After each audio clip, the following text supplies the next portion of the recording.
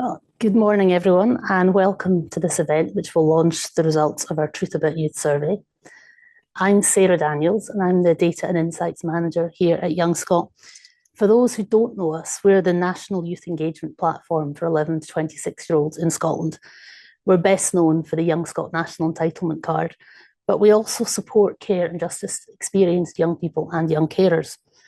Through Young.Scot and our social media platforms, we share trusted information and provide access to rewards and volunteer opportunities. But a key part of our work is now collecting insights that help us be a data-driven organisation.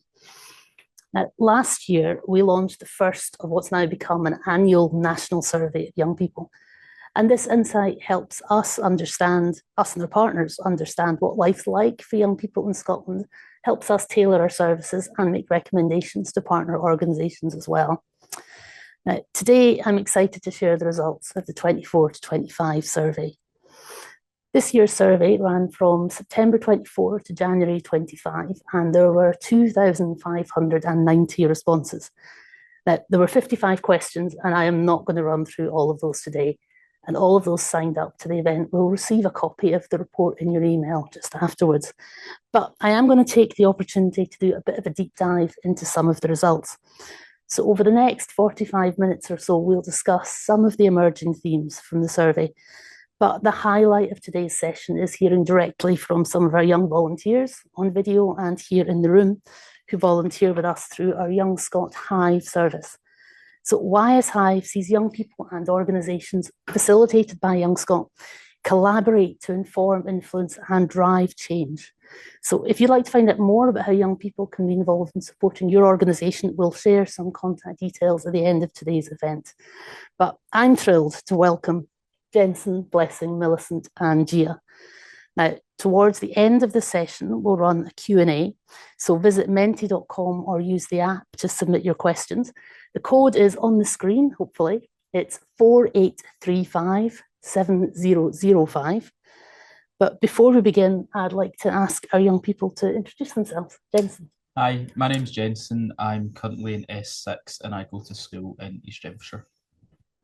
Hi everyone, my name is Blessing. I'm 17. I'm currently in my final year of school and I'm excited for what the future holds. Hi, I'm Millicent and I'm 22. I'm based in Stirling and I'm looking forward to graduating from uni. Hi, my name is Gia. I'm in S2 and I'm from Edinburgh. And Alan, who's not allowed to speak yet, is our Participation and Engagement Director. So before we begin, just a little bit more about the Young Scot Insight Service. We've always delivered surveys for ourselves and for external partners. What we think makes us different is the unique reach we have with young people and their trust in us, that we're seen as a kind of trusted friend. So we can promote surveys through Young Scot Membership, which is our platform that young people can join up to. We have over 150,000 Young Scot members, and we can promote to them through the website, through a newsletter, and through the new Young Scot Membership app. Also, our communications team promotes surveys to a cross-section of young people in Scotland through the social media spaces where young people spend their time. So at the moment, that's TikTok, Instagram, and Snapchat, but come back next year and it will probably have changed. So Young Scot Membership is a backbone service that allows us to promote activities, offer rewards, and also offer some targeted services for specific groups of young people, particularly at the moment, young carers and care and justice experienced young people. We've recently launched a newsletter for Young Scot Membership, and we have 95,000 active newsletter subscribers. So that's young people who actually open the email, which is pretty amazing. Now, the Truth About Youth survey, as I said, ran in September to January this last year. There was a variety of topics covered, and it's got a kind of backbone of questions that we use again each year around what's worrying you, what's important for young people, what's most important for you yourself just now. And that allows us to track some of these sentiments year on year, and we'll continue to do so as we run it in future years. And also add in pulse questions, asking about how young people feel about key issues just now. So this year we had some new questions around how young people feel about policymakers and decision makers.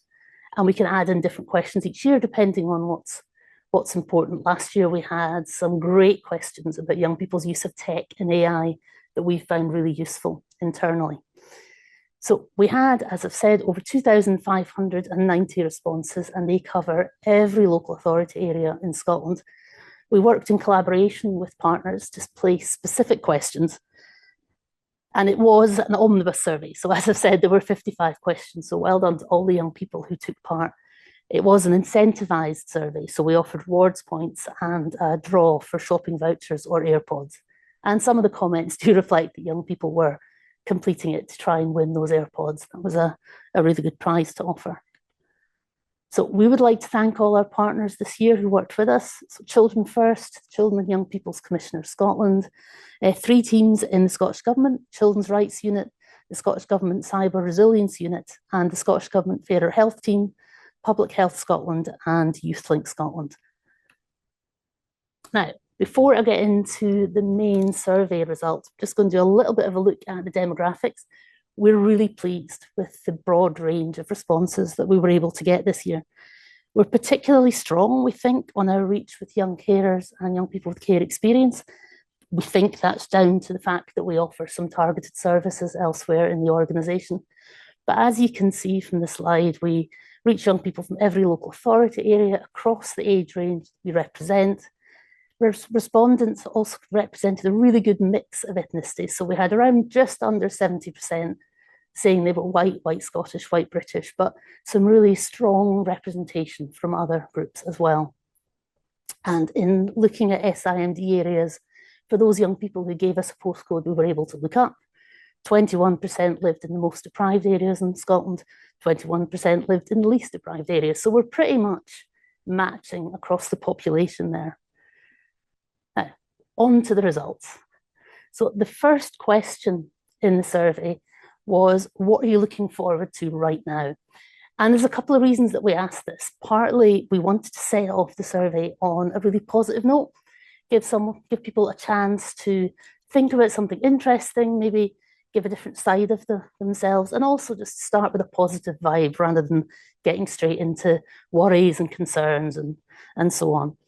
And we really got such a huge range in the types of responses from young people, a really high number looking forward to what we've called the next big thing. So the survey ran for 4 months, so the next big thing shifted from being Halloween, October holidays, Diwali, to Christmas, and then right at the end, a few people looking forward to New Year's and Valentine's Day. Also, lots and lots of really heartwarming people looking forward to small-scale events, the weekend, going to a sports game, playing football, going to the cinema, seeing friends, seeing family, lots and lots of mentions about getting to see family that they hadn't seen for a while. Also, some kind of slightly bigger things, if you like, people looking forward to going on holiday, traveling, school holidays. Lots and lots of people looking forward to their next step at school or college, maybe going to high school, moving up into senior years, getting to choose your subjects, your exams, moving on to college or university.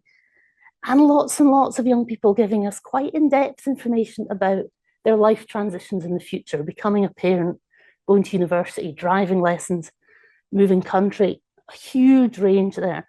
And again, we do think that that position that we have as a trusted friend is what makes young people maybe give us a little more information than they might give other organisations. At least that's what we tell ourselves. So I'm not going to read through all the comments here, but we've got a couple of slides just giving a flavour of the type of responses that we get from young people. Now, I'm not, I don't tear up very often, but some of them do. Just a little, little tear at the back of the eye. I think that being older and more able to be who I want to be. And there's some real depth there. Some people are trying to express where they're going in their lives, and some really straightforward ones. Getting paid, next paycheck, and growing up. So that covers quite a lot of bases. Lots and lots of young people looking forward to maybe getting to choose my subjects at school, not having to do those classes anymore, getting to choose the people I want to be with.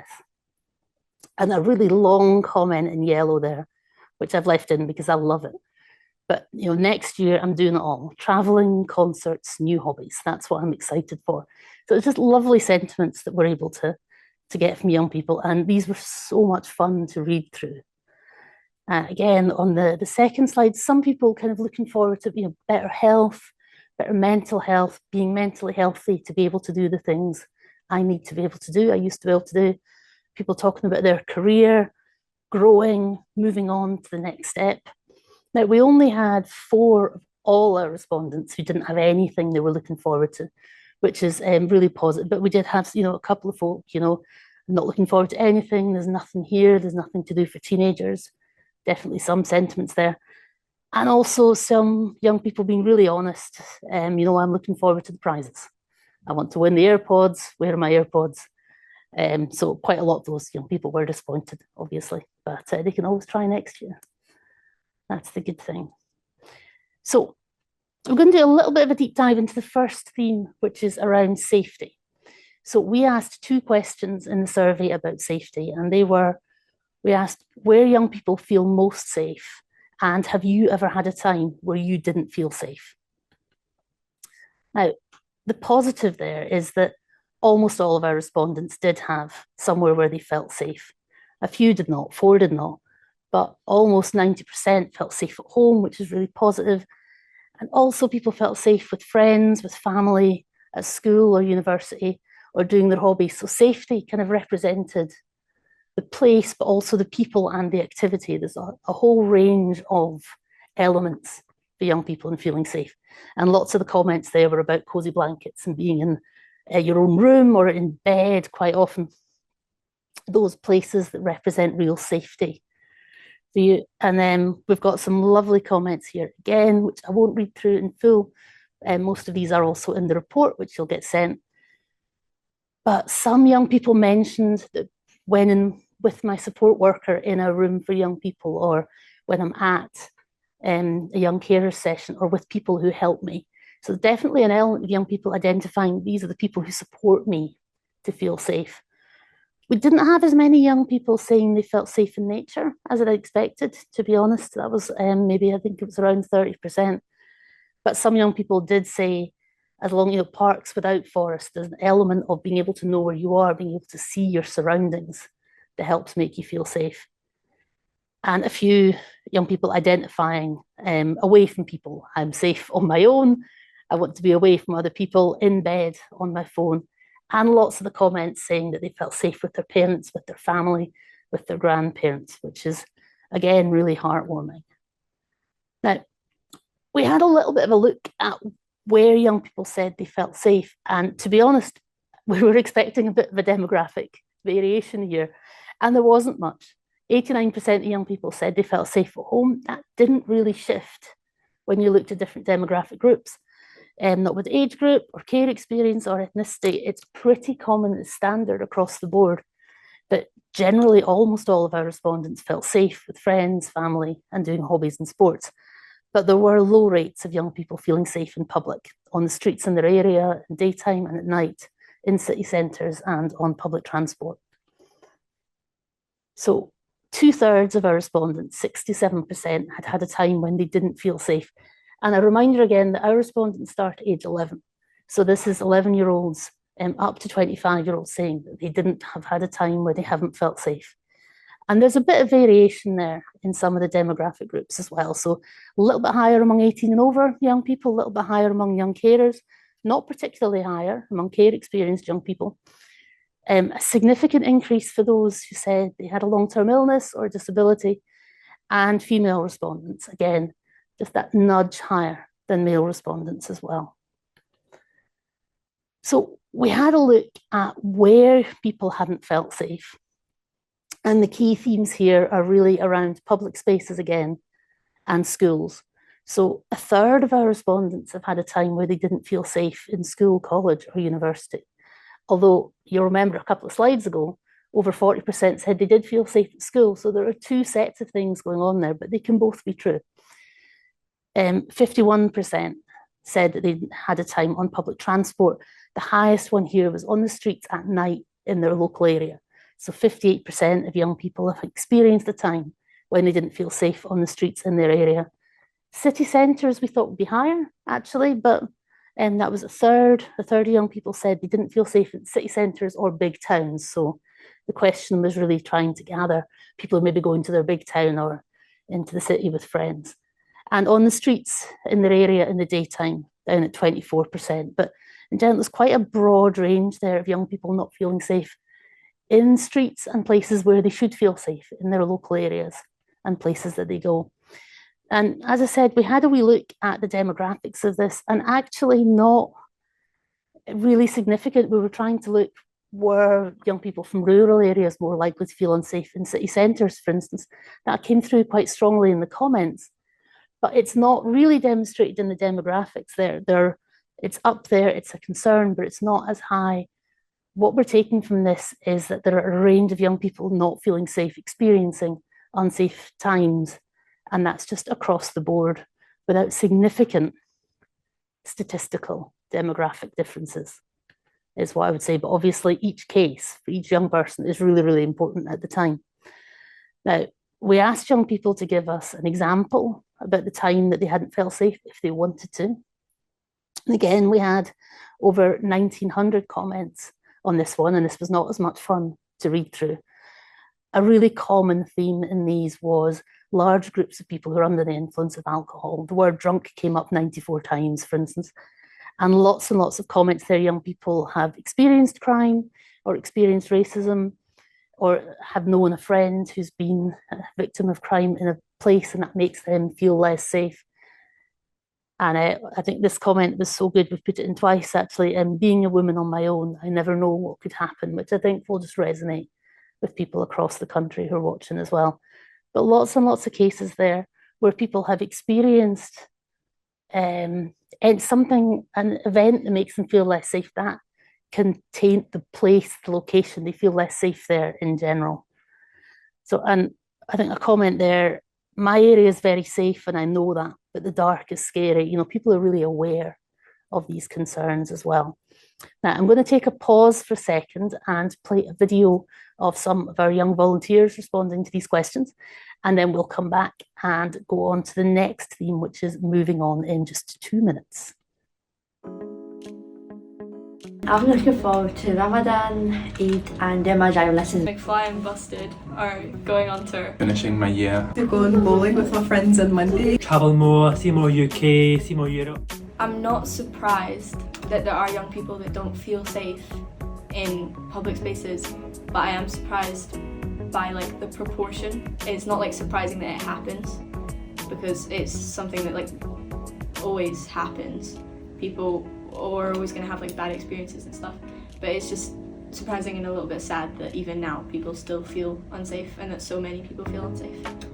From quite a rural area, moving into a city has been a bit of a learning experience for me, that it's not always completely safe to sort of go out on your own at night wearing your headphones or go for a run along the canal, and sort of having to be conscious of that has really sort of changed the way I think about the way I am and the way that I have to sort of change what I do in life in order to sort of make safe decisions and safe choices.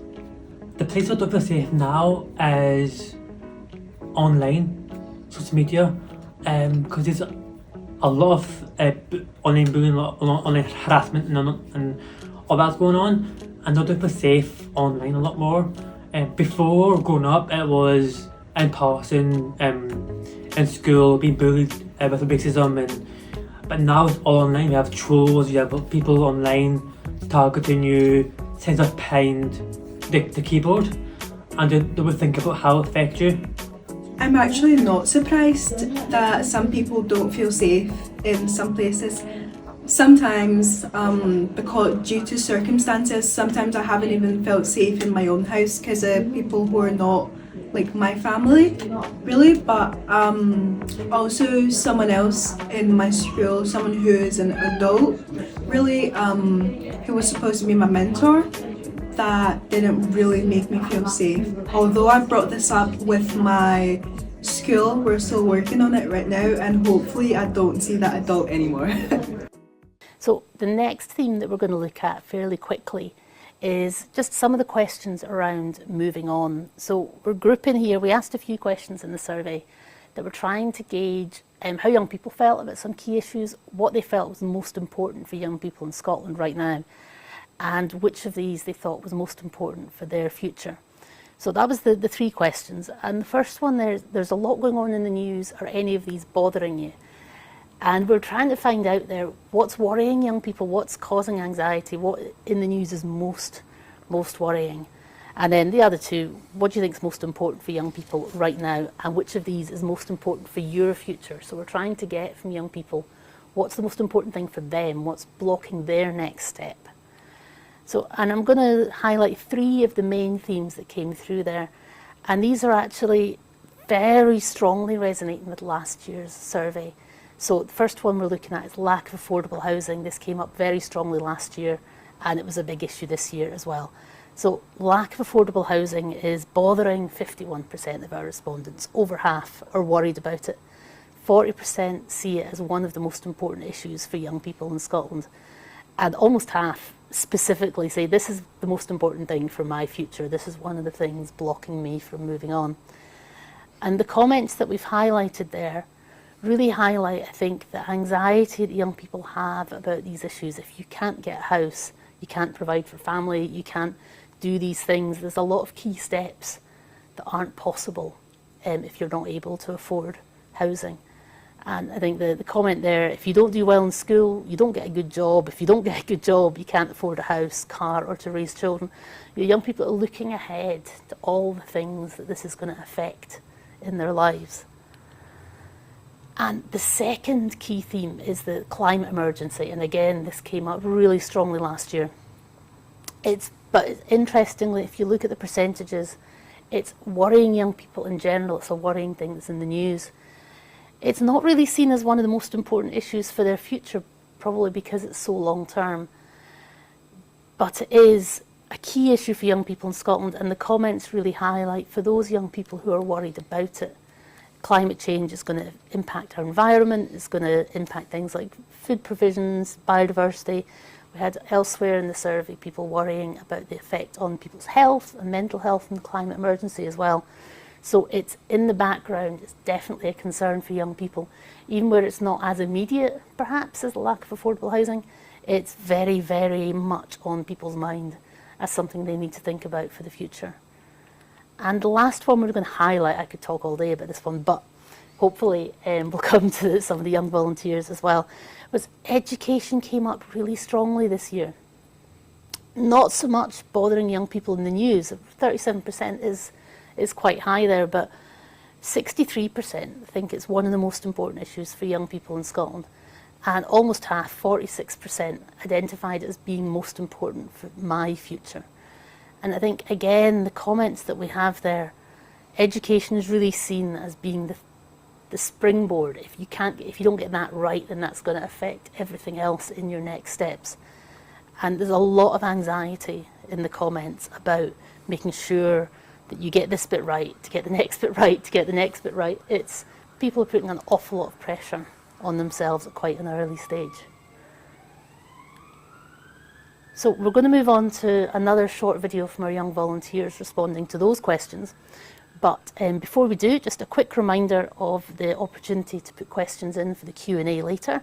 So if you visit menti.com or the Menti app, the code is on the screen. It's 4835 7005. And I will do a quick video and then we'll get back to actually speaking to people in the room as well. If I was to go to university, which I want to do an apprenticeship or go what, I would say public transport, like the Times, or even like having a car. Because I know that a car is expensive, like insurance is like about like 100 grand. It's expensive to have a car as well. The biggest barrier for me in my next steps in life is the uncertainty. I don't know what's happening. There's a lot of anxiety on what's next for me and what I can do, what I can't do. Like for the same job, do move jobs, it's all about pensions and all these different stuff that are like difficult to kind of understand. And also trying to become more independent, trying to grow up and explore more, find myself. I would say that barrier is myself. First of all, as a teenager, I know a lot of people say, you can do it, you've got it in you, but they don't tell you about the days where you cry and where you feel like you can't do it and you just feel like life is just coming at you, like you're actually becoming an adult, you know, and you've not like have to work for your own money and like pay bills.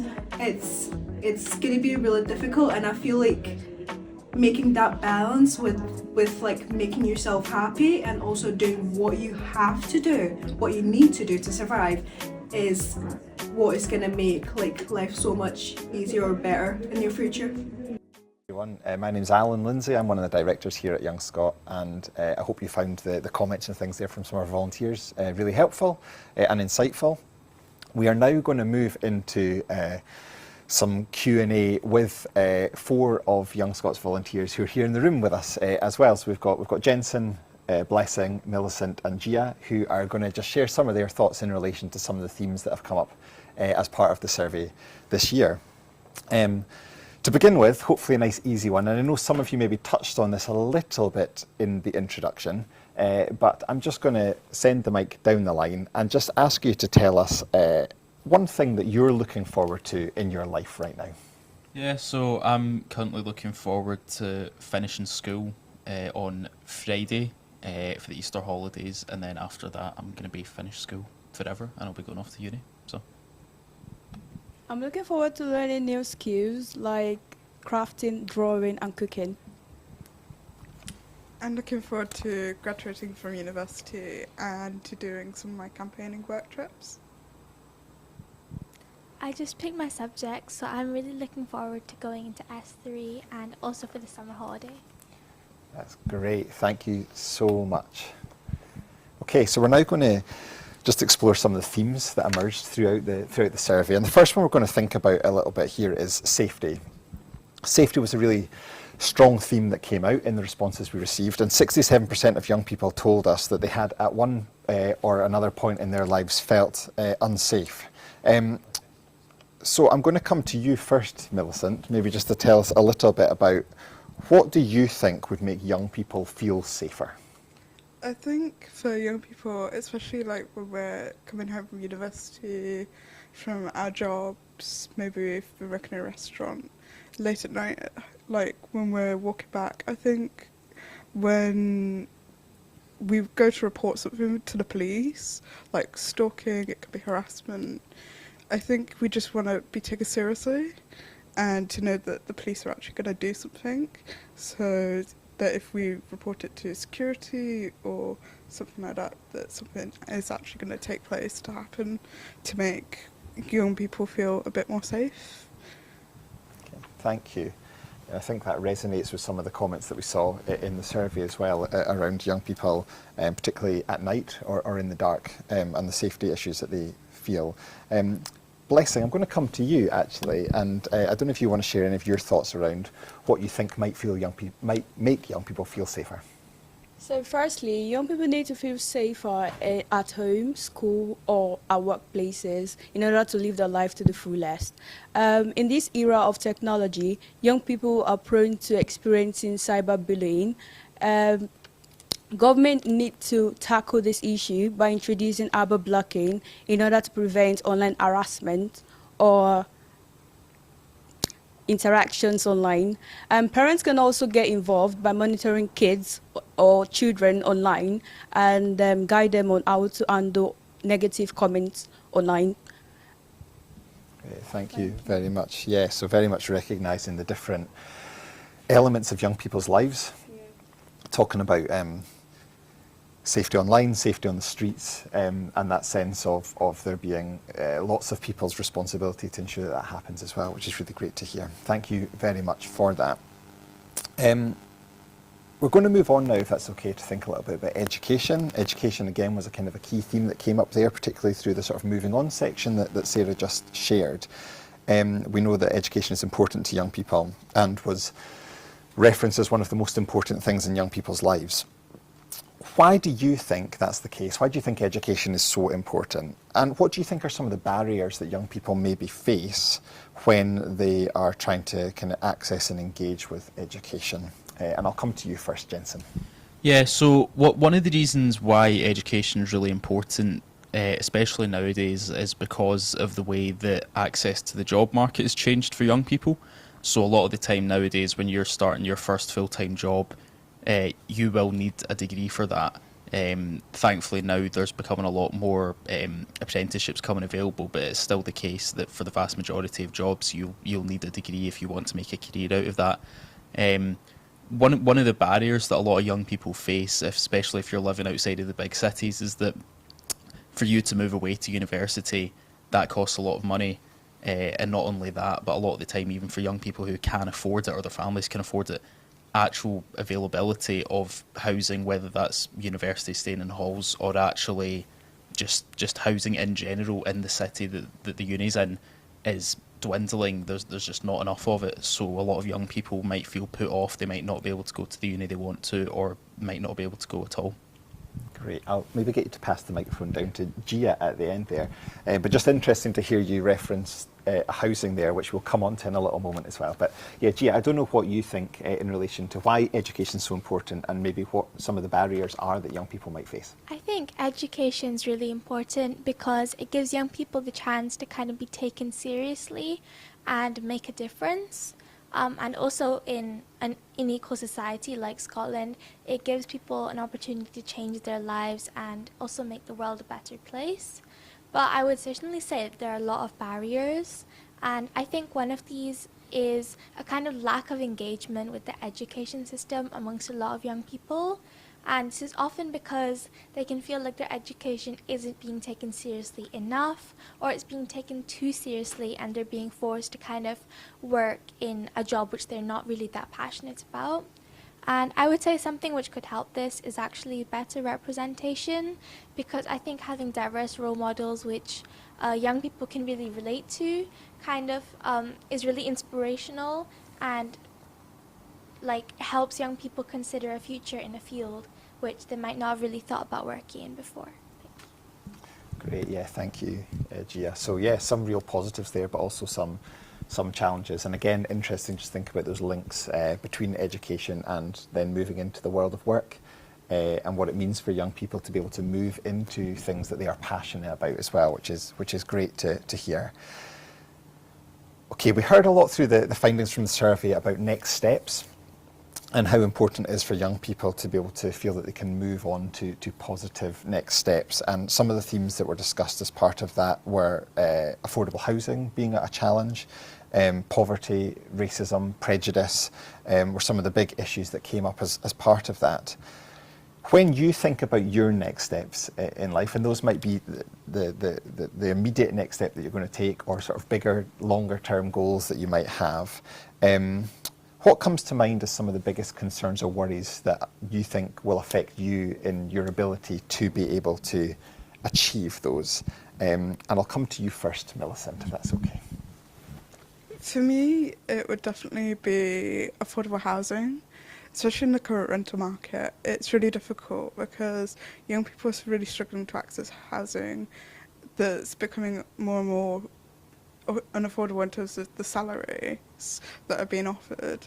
And for me, I became homeless last year and I'm care experienced, and I really struggled because I wasn't able to access a guarantor, which meant I had to move to Aberdeen, and I was commuting from Aberdeen to Stirling for university because I wasn't allowed to get universal credit, and this just made it really more difficult. And I'm feeling like now I'm graduating, I'm going to be in the same situation where I could become homeless again, and it's just becoming sort of a cycle. And like many young people, I think I'm not the only one that's really concerned about it. Thank you very much for sharing that sort of personal story there as well. I suppose a real example of the impact of housing on young people as well. You've passed the microphone to me, but I'm actually going to send it back down to Gia, if that's okay, to maybe just share some of your thoughts in relation to this question.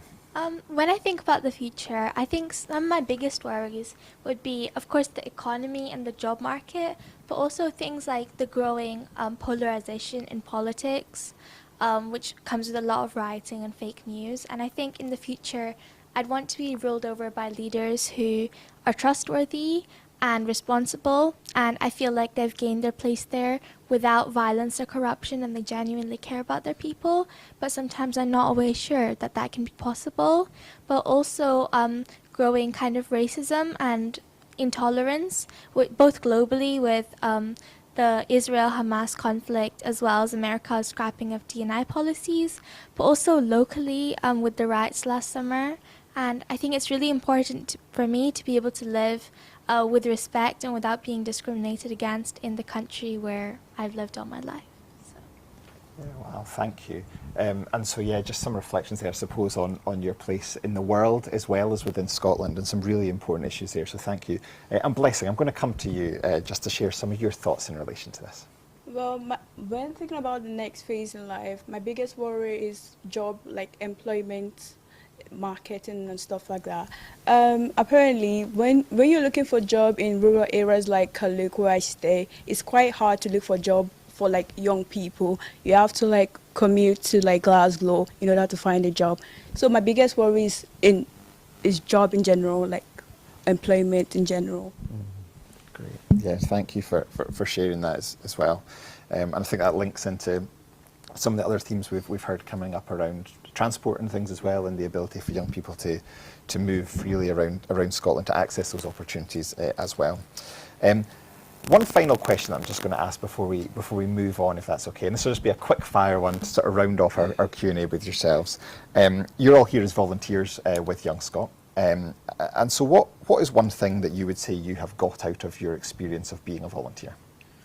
So I definitely feel that volunteering with Young Scot has had a positive impact on my life. Through the YS Hive scheme, we have access to a number of different volunteering opportunities that come up, and I feel that through that I've gained experience in areas that I would have never even known about before. I've met people I would have never met before, and generally just had a lot of positive experiences, gained a lot of insight, and really grown as a person thanks to that. Thank you.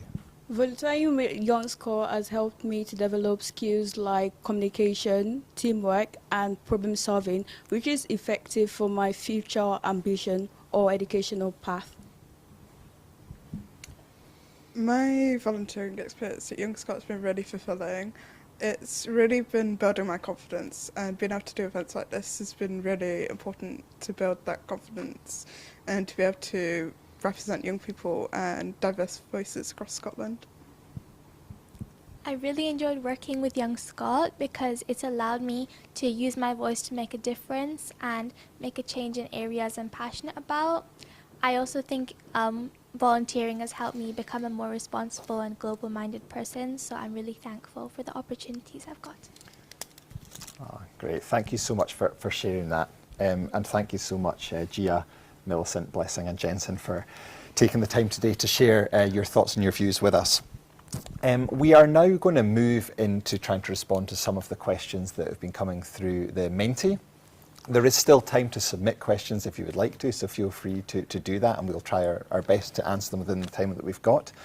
We've had lots of questions coming in, both for us and for the young people, so we will come back to the young people in a moment as well as we endeavour to do that. But if we are unable to answer your question just now, we will try our very best to get back to you after the event as well with the answers to those questions too. Okay. So the first question that we've received here is about how the survey results are going to be used, how they're shared more widely and what impact they will have. If that's okay, Sarah, I will pass to you. This is the this morning element to the session, isn't it? So we use the survey results internally to start with. We use them to help. They've informed this year's new strategy for Young Scot, which is being launched very quickly.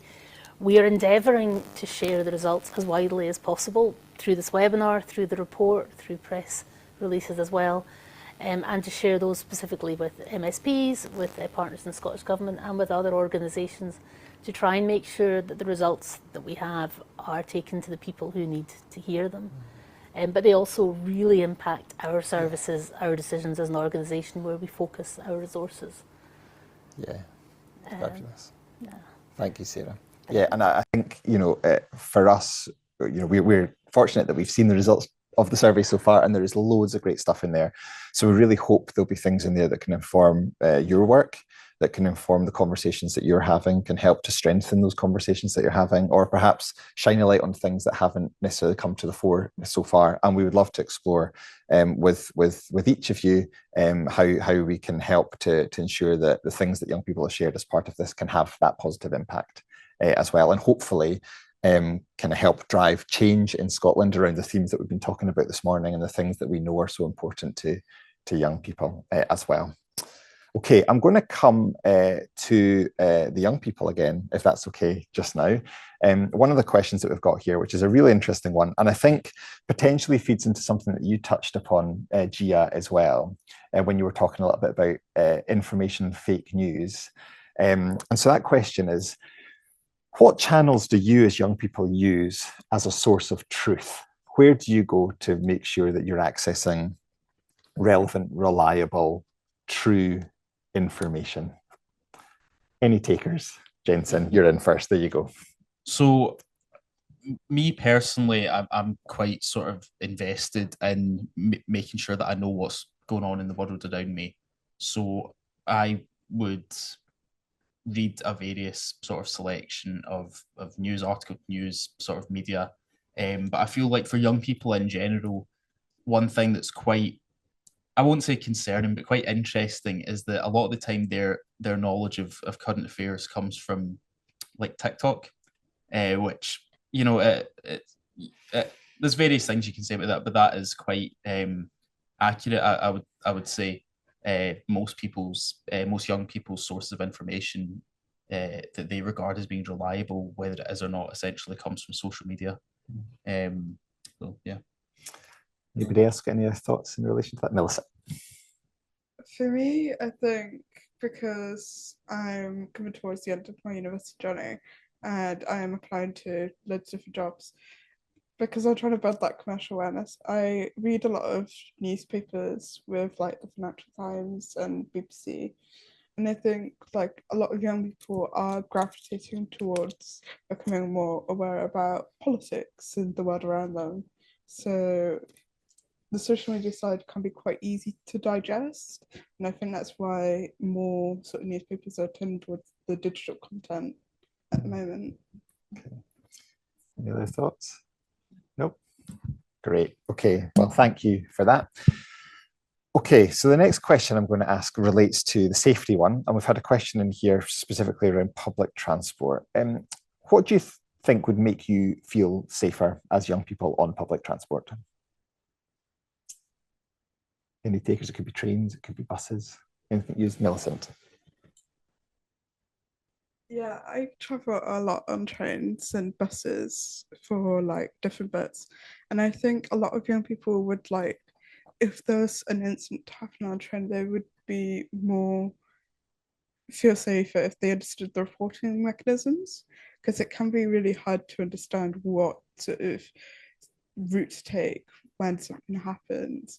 And I think like just having that digestible and understandable for young people, and to reinforce that there is someone there if something does happen, that they can go to someone to report that. Great. Okay. Thank you. Any other thoughts in relation to public transport and what might make that feel safer for young people? So I would say that the declining number of not just security staff, but staff in general in public transport centres, so big train stations, smaller train stations specifically, I would say, is quite a concern because, for example, my local train station for a long time there, the ticket office was closed. It's recently reopened, but it's only open a couple of days a week for a very short time. So previously, when there was an attendant in that ticket office, if there was antisocial behaviour, someone had an injury, something like that happened at the station, there was a person there that you could go and speak to physically. Nowadays, a lot of the time, unless you're in Glasgow Central, unless you're in Edinburgh Waverley, you don't really have that. And I'm quite fortunate living in the south side of Glasgow, where I'm still relatively urban. So people in rural areas, a lot of the time you've got absolutely nothing. So especially with the more sort of what can come across as a convoluted reporting process, it can be quite difficult for young people to feel safe in public transport stations. Great, thank you. Thank you for your responses to that one. Okay, we have only got time for another couple of questions before we wrap up. So the first one I'm going to give to you, Sarah, if that's all right, which is specifically around the survey and how did we reach young people?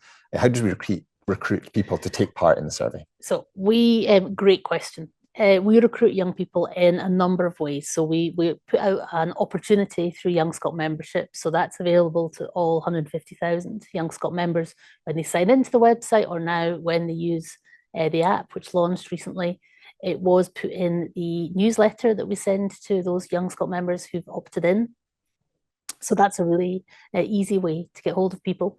We also work with our digital information team to put placed social media adverts out across the social channels where young people spend their time. So TikTok, as you were saying, Jensen, TikTok, Instagram, and sometimes Snapchat as well. So we really try with all of these routes to make sure that we're reaching as broad a range of young people as possible across the country. We also share the opportunity with our partner organisations, who can hopefully then filter that on to as many young people as possible. And that's how we think we're able to reach such a broad range of young people as well. Fabulous. Thank you, Sarah. Okay, one final question. I'm going to come back to you, young people, if that's okay. So one of the themes that came up was around jobs and opportunities to move into.